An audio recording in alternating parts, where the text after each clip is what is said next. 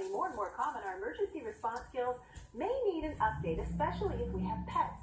Redondo Beach Police Department has teamed up with Pooch Paramedic to offer special benefit canine CPR and first aid training.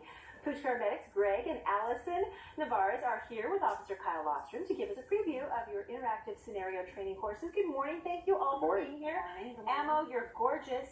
You're gorgeous. Thank you for being here. First of all, Greg, let's just start with the fact that we really need to have a plan, because things can change like that, and if you're not ready, if you don't have a plan, if you haven't thought about it, you're in trouble. Right. In our courses, what we try to recommend at the very beginning is no matter what emergency, always deal with it before. So have at least 2 emergency vets, and make one of them a 24-hour emergency vet, so you'll know and you don't have to stumble around trying to look to go. And have that number in your phone. That's correct. Have the number in the phone. With your regular vet, any information, maybe your microchip number and that kind of thing. Right, sure. Right.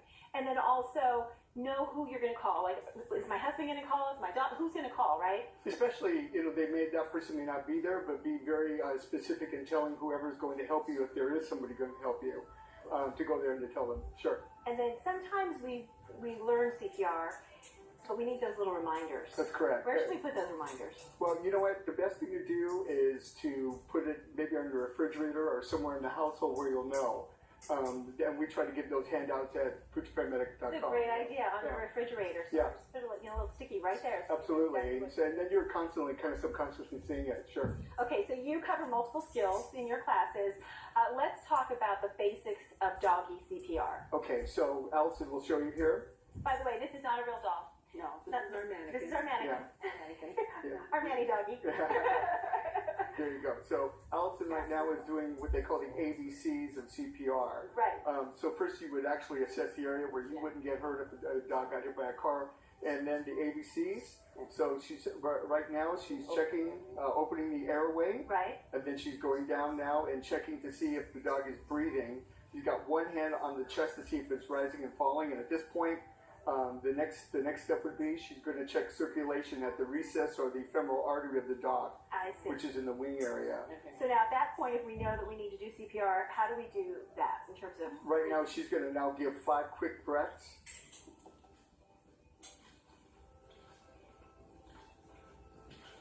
Excellent. And then the chest compression. Correct. Is it kind of like? I mean, so this is like the size of a child. Is it like doing child CPR, and then if the dog is bigger, just depending on the size of the dog, right? Yeah, actually, you can do it. Any dog that is 15 pounds or less, you would grab around the chest and do what they call taco compressions. But it was the same amount. It was 30 compressions to 2 breaths, just like she's doing here. Wow, that is amazing, because this could happen. Absolutely, your dog could choke on something, your dog could, anything can happen. You just don't know. Yeah, absolutely. And there are different techniques that we teach. And again, what we do is we show them how to deal with it. But at the end of the road here, if the cardiac stops and the breathing stops, it always goes to CPR. All right, let's go from our manny doggy to our real doggy, Emma over here and Officer Lostrom.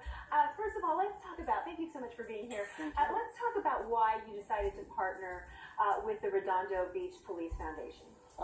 Basically, what the foundation is a charitable organization that partners the police department with the private sector and the public in helping to augment public safety. Mm-hmm. So in this case, through what Greg's doing, he's raised funds in the police foundation that will benefit the Canine team and lead us to bigger and better things. And Ammo actually went to class.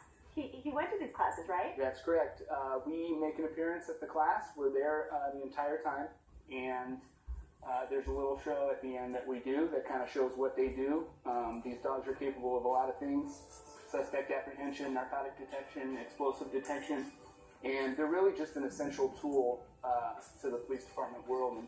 And we can't thank Greg enough for doing things like this to help us out. Yeah, it really is all about awareness, isn't it, and education. Absolutely. Okay, I have to ask you, a lot of times I always worry about talking to a dog who's working, but it's okay, right? No, yeah, he's very nice. Hi, Emma. Hi, Sugar.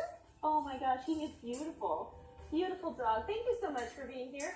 To meet Ammo and check out a Canine First course near you, all you have to do is head to PoochParamedic.com, or you can call the number right there on your screen. You're a sweetie, aren't you? Yes, you are. Back to you, Liberty. Oh, what a beautiful, beautiful boy. Oh. I don't want to do the weather. I want to go cuddle with him. He's so beautiful. Oh, and smart too. All right, let's talk about these partly cloudy skies. Stick around.